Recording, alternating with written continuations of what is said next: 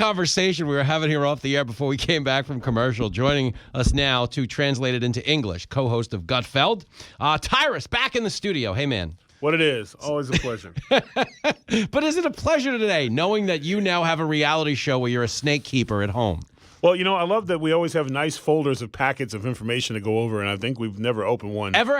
No, I went to my first reptile show this weekend, and I took my daughter, who's reptile enthusiast, and we were going there to look for a centerpiece, something special. A cool snake that would be the highlight of your collection. Nobody else has. Yes. That you walk in and it's centered. You know, a lot of people would be like the green tree python or whatever. But my daughter and I had decided we were getting a dreamsicle ball python. They are bright orange and white blotches, and like they look like candy. And but it's one big snake is what we're shopping for. It's eventually a ball python gets like, I think the females get like around 3 feet or something like that. So they're not the big boys. Okay.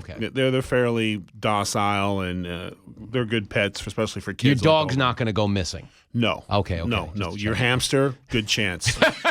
Say goodbye to Marty, though. The hamster's out of there. Yeah. Marty's not long for this. The neighborhood squirrel, if he gets iffy, possibly. Not good. But that would mean it would have to actually move. They're real lazy. They just they're called ball pythons for a reason. So what you were telling me is you went there looking to buy one snake. You made the mistake of telling your daughter what the exact budget was. The moral of this story is never teach your kids. As a former teacher, the toughest student you'll ever have is your child, because one, you can never measure success because you're correcting the whole time, and they purposely spike the numbers because they're your kids and they don't want to pay attention. So I was pushing the math issue. I had secured permission from the bank, i.e. the mom, that I could spend $2,000 on my dreamsicle snake, which was about anywhere from $1,800. They're expensive, but they're. And I tried to make it a teachable moment to my daughter, where I said, "Listen, we have a $2,000 budget for our centerpiece," and we went up there, and they, lo and behold, there it is in all its glory. It was glowing, and they wanted $2,000. This was going to be a quick trip. We're in and out. I'm picturing this like the leg from A Christmas Story. Yes. Dad just wants the major award. Fragile, yes.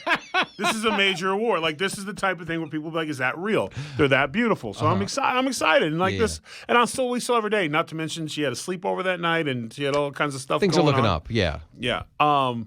And I told her straight up, look, Georgie, you got $2,000 budget. That's what I got secured from the bank. That's the deal.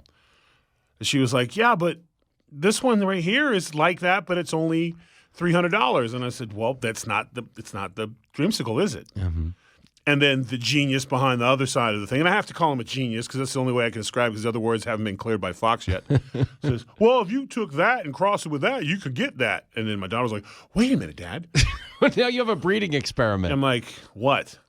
Dreamsicle. I came for my mouth is ready for dreamsicle. You know, that's what I'm ready for. I'm ready to go. Let's go. She's like, well, this one's $300. This one's this. What if we cross this with this one? The guy's like, well, you would get this one and you would get this one. So how do we get all? Well, if you had this combination of that, and I could, that would be this. And I said, all right, look, genius, to the guy again, because it's not really what I wanted to call him. Yeah. I said to my daughter, like, look, if you can add up this amount to equal that amount, okay, knowing, because I'm her teacher, and she's been dogging it on math lately, and there's no number line in sight or number box, that she's not going to be able to add this up. So you're preying on what you consider to be your kid's intellectual... My arrogance and in myself and my teaching was at all, it was high. Yeah. I was a man feeling like I was not only going to teach a life lesson, I was going to get my snake. Needless to say, a long, drawn-out story short, she saved me $100. Little genius, we'll call her, but I want to call her something else. She's like, yeah, Dad, that's $300 here. We get all these. We get all 8 of these for $1,800. Oh, wait, no, I'm sorry. And I'm like, I got her. I'm sorry, Dad, $1,900. I says, well, we have to figure tax, because tax would have put me over. And the gentleman, genius, says, oh, there's no tax with cash. And my daughter was like, see, Dad, I saved you $100. Isn't it the worst feeling as a parent when the guy knows he's made it between you and your kid? He's divided us. Yeah, and he conquered. knows it now. Like, he knows. Because now he gets rid of all his surplus stuff, and he keeps his diamond for another person. He doesn't have to reload the van and go back home. No, he cleaned out. Eight ball pythons. You know, they say, like, don't go grocery shopping when you're hungry. Don't go snake shopping when your kid's good at math. And you didn't know he was good at snakes. math. That's amazing. And wants to rescue everyone in the building. Tyrus is in studio if you're just joining us. He purchased a human centipede, I believe, this weekend. Well, for basically everything but. Everything but, yeah. Leopard geckos, hognose snakes. Basically, if you had a snake and had a good sad face, you went home with the team. It's the worst. It is the worst feeling. I'm actually going to start performing on the road because I have no place to live. So, but he has this. There's going to be some open dates. You have a snake show now. If you have a couch and cable TV, there's a good chance Tyrus could come to your neighborhood. He's changing his name to Ty Exotic, like it's Tiger King. Except no one really wants to come over for ball pythons. It's not like it's not a high item where you it's not the draw like you got a puppy. It's not a draw. It's not in wrestling. Does it draw? Do ball pythons put butt in the seats? No, they do not. Are you telling me you will not be on the set of America's Newsroom with Percy Perino? No, I will not. Percy the dog. They won't do a segment with the snake. Yeah, all right. Because again, they're ball pythons. They're the most unassuming. They're not glorious like a Burmese or a reticulated, the giant long ones. Everyone something massive like that. Yeah, Pretty crazy. These guys are small. They're real small. Well, let me ask you. I mean, that's snakes. I want to pivot to a grown-up conversation really quick because this one jumped out at me. You've been coming to New York. I won't even cite the stats, but I have the stats, and we'll get there. You've been coming back and forth to New York a long time. When you walk down the streets of New York, does it look safer to you than it did 8 years ago, as Bill de Blasio claimed? No, right? Because 8 years ago, I would have brought my kids. Mm-hmm. How about that's a good point. And I always did. Yeah, they were doing podcasts with me. They were like little interns. I mean, they were really good at getting water. Yeah, they're solid assistants in the beginning. In the beginning, there's an age where they actually stop being good interns. Yeah, then they kind of stick their faces in their phones the whole time. But again, still, it was a fun deal. You would come in and you'd stay at the daddy's hotel, and then you'd go to work, and you'd see the show, and it was a good thing. Now, literally, I'm not making a journey. I'm within a block or so of this building. Yeah. And the last time I had brought my children here, they could not leave my hip walking from there to there to the point where I was like, I'm never doing this again because it was just. Now, I'm 6'8", and I can be real intimidating when I want to. People did get out of our way, but and we couldn't take them to eat anywhere. Yeah. Sitting in those boxes, you're a sitting duck. A lot of times with your back, you don't see what's going on because individuals will literally reach over and pull the food right off your plate. Yeah, it's bad. So, no, it's from not just from a health standpoint, the rat. I mean, probably my first 5 years coming here, I don't think I ever saw a rat. It's weird, right? On the subway now or anywhere near subway entrances? I'm talking just walking across the street. They're everywhere. Like, you see less pigeons, more rats, and more tents and boxes. And right on the 48 side of Fox, there is a rat that runs near that hot dog stand.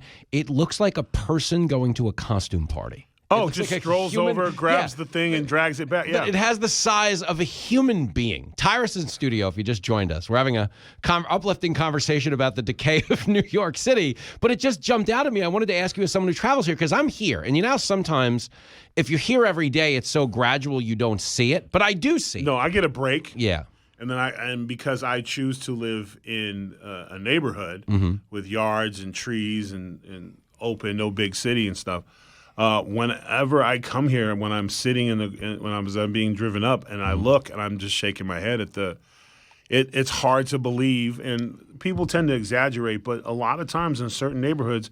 Now, I traveled the world. I did 2 tours in South Africa, 3 tours in Russia with wrestling and stuff, and bodyguard and whatever.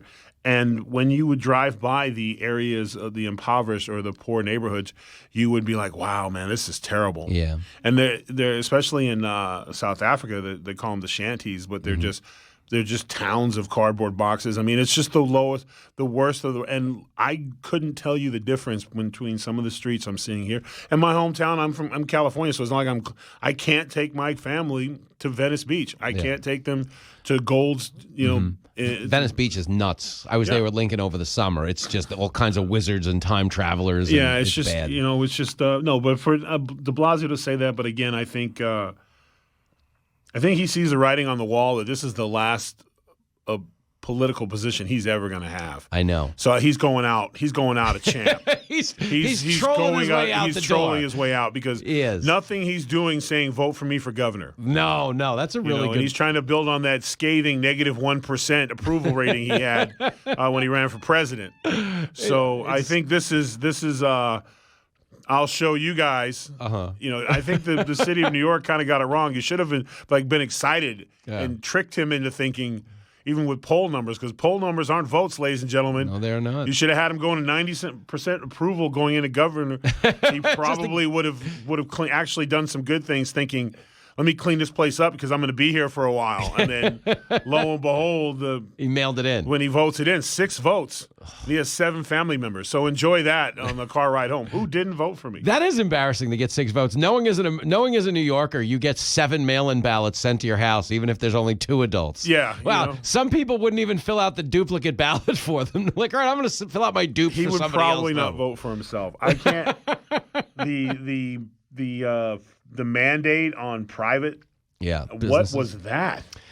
Listen, none of this stuff is ultimately going to hold up in court, is my guess, but they passed them anyway. And I think part of that is, they want a culture war on this issue. I think more than anything. I think they got it. Yeah, that's what it is. I mean, that's what the vaccine mandate is.